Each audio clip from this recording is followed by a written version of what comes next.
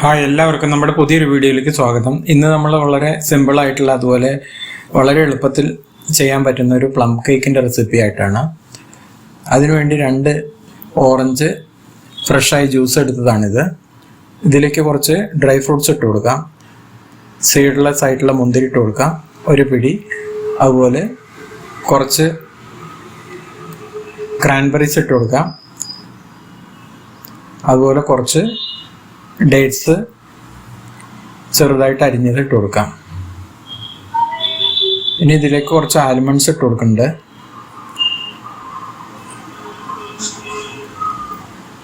അതുപോലെ കുറച്ച് പംകിൻ്റെ സീഡ്സ് ആണിത്. അതിഷ്ടമുണ്ടെങ്കിൽ നമുക്ക് സ്കിപ്പ് ചെയ്യാവുന്നതാണ്. ഇനി ഇതിലേക്ക് കുറച്ച് ക്രഷ് ചെയ്തിട്ടുള്ള കാഷ്യൂ നട്ട്സ് ഇട്ട് കൊടുക്കാം. അതുപോലെ നിങ്ങൾക്ക് ഇഷ്ടമുള്ള ഡ്രൈ ഫ്രൂട്ട്സ് ഇട്ട് കൊടുക്കാവുന്നതാണ്. ടൂട്ടി ഫ്രൂട്ടിയോ അതുപോലെ ചെറിയോ ഒക്കെ അവൈലബിൾ ആണെങ്കിൽ നിങ്ങൾക്ക് ഇതിൽ ചേർക്കാവുന്നതാണ്. ഇതൊരു 4 മണിക്കൂർ നേരം നമുക്ക് കുതിരാൻ വേണ്ടി വെക്കാം. ഈ സമയത്ത് നമ്മൾ ഒരു പാൻ ചൂടാക്കാൻ വേണ്ടി വെച്ചിട്ടുണ്ടായിരുന്നു. ഇതിലേക്ക് ഒരു 1/2 കപ്പ് പഞ്ചസാര കാരമലൈസ് ചെയ്യാൻ വേണ്ടി വെക്കാം. അപ്പോൾ അത് മെൽറ്റായി വന്നിട്ടുണ്ട്. ഇനി ഇത് 2 മിനിറ്റ് നേരം നമുക്ക് കൈയെടുക്കാതെ നന്നായി ഇളക്കി കൊടുക്കാം.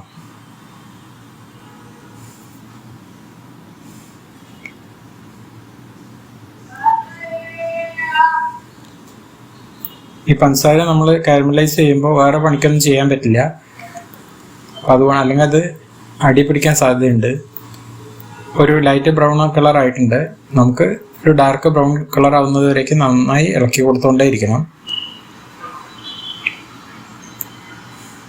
ഒരു 3/4 ഭാഗം നമ്മുടെ കളറായിട്ടുണ്ട്. ഇനി കുറച്ച് നേരം ഒരു മിനിറ്റും കൂടി നന്നായി ഇളക്കി കൊടുത്താൽ നമ്മുടെ ഇപ്പം നമ്മുടെ നന്നായി ഡാർക്ക് കളറായിട്ടുണ്ട്. ഈ ഫ്ലേവറാണ് നമുക്ക് വേണ്ടത്. നല്ലൊരു നിറവും അതുപോലെ ഫ്ലേവറും കിട്ടാൻ വേണ്ടിയിട്ടാണ് നമ്മളിത് കാരമലൈസ് ചെയ്യുന്നത്. ഇനി ഇതിലേക്ക് ഒരു 1/2 കപ്പ് ചൂടുള്ള വെള്ളം നമുക്കിതിലേക്ക് ഒഴിച്ചു കൊടുക്കാം. ഇനി 2 മിനിറ്റ് നേരം നമുക്കിത് നന്നായി ഇളക്കി യോജിപ്പിച്ചെടുക്കാം. എന്നിട്ട് നമുക്കിത് മാറ്റി വയ്ക്കാം ചൂടാറാൻ വേണ്ടിയിട്ട്.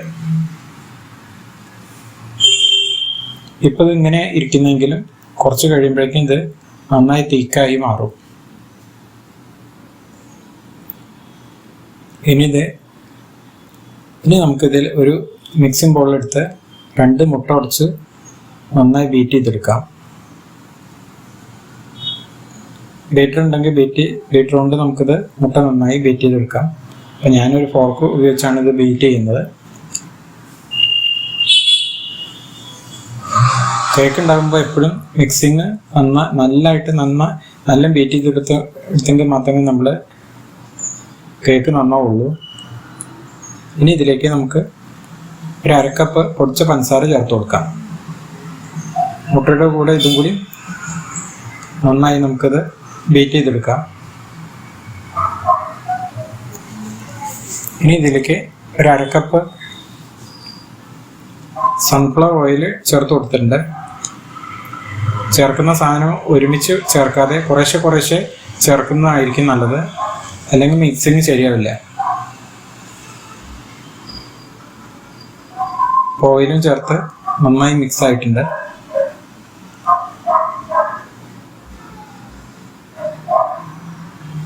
ഇനി ഇതിലേക്ക് ഒരു ടീസ്പൂൺ മസാല ഇട്ട് കൊടുക്കാം. ഗ്രാമ്പൂ, ജാതിക്ക, അതുപോലെ പട്ട ഇവ ചേർത്ത മസാലപ്പൊടിയാണ് ഇട്ട് കൊടുത്തത്. ഇനി ഇതിൻ്റെ ഇടയ്ക്ക് ഞാൻ ഒരു നുള്ളു ഉപ്പും കൂടി ചേർത്ത് കൊടുത്തിട്ടുണ്ടായിരുന്നു. അതിനുശേഷം 1 കപ്പ് മൈദ നന്നായി അരിച്ചതിന് ശേഷം കുറേശ്ശെയായിട്ട് ഇതിലേക്ക് ഇട്ട് കൊടുത്ത് നന്നായി മിക്സ് ചെയ്തെടുക്കാം.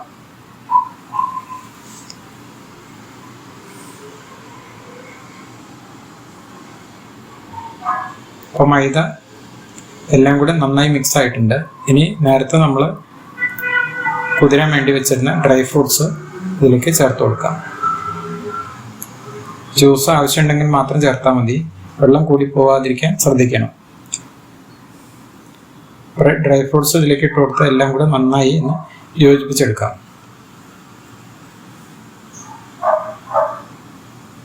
ഇനി ഇതിലേക്ക് കാരമലൈസ് ചെയ്തിട്ടുള്ള ഷുഗർ സിറപ്പ് ഇതിലേക്ക് ഒഴിച്ചു കൊടുക്കാം. ഷുഗർ സിറപ്പും കൂടി ഒഴിച്ചു കൊടുത്ത് നന്നായി മിക്സ് ചെയ്തെടുക്കാം. ഇപ്പം ഇതിൻ്റെ കൺസിസ്റ്റൻസി കറക്റ്റാണ്. ഇനി ഇതിൻ്റെയൊക്കെ വെള്ളത്തിൻ്റെ ആവശ്യമില്ല.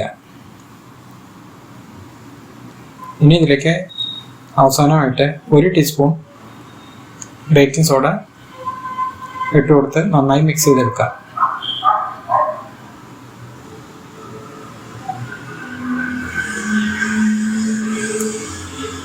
ഇപ്പം നമ്മുടെ കേക്കിനുള്ള ബാറ്റർ ശരിയായിട്ടുണ്ട്. ഇനി കേക്ക് ഉണ്ടാക്കാൻ വേണ്ടിയിട്ട് ഉള്ള ട്രൈ നമുക്ക് അടിഭാഗത്തും സൈഡ് ഭാഗത്തും കുറച്ച് ഓയിൽ ഒഴിച്ച് സ്പ്രെഡ് ചെയ്ത് കൊടുത്ത് അടിയിലൊരു ബട്ടർ പേപ്പർ വെച്ച് കൊടുക്കാം.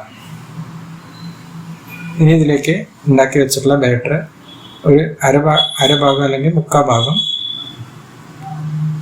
ഒഴിച്ചു കൊടുക്കാം. ഇനി ഇതിലേക്ക് കുറച്ച് മോൾ ഭാഗത്ത് ഗാർണിഷ് ചെയ്യാൻ വേണ്ടിയിട്ട് കുറച്ച് മുന്തിരിയും അതുപോലെ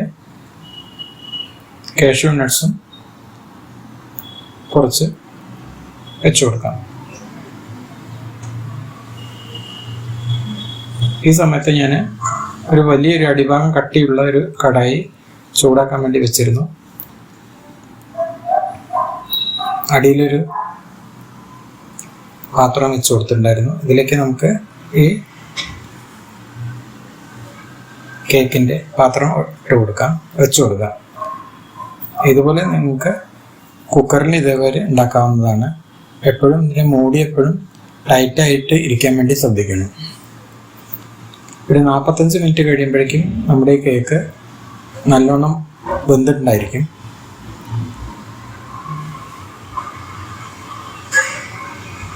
ഒരു 45 മിനിറ്റ് കഴിഞ്ഞിട്ടുണ്ട്.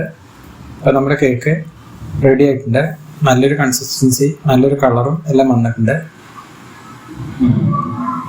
അപ്പോൾ ഇതുപോലുള്ളൊരു കേക്ക് നിങ്ങൾ ഉണ്ടാക്കി നോക്കി നമ്മുടെ റെസിപ്പി ഇഷ്ടമായെന്ന് വിചാരിക്കുന്നു. ഇഷ്ടമായാൽ സബ്സ്ക്രൈബ് ചെയ്യുക. നല്ലൊരു റെസിപ്പിയുമായി വരുന്നതുവരേക്കും നന്ദി, നമസ്കാരം.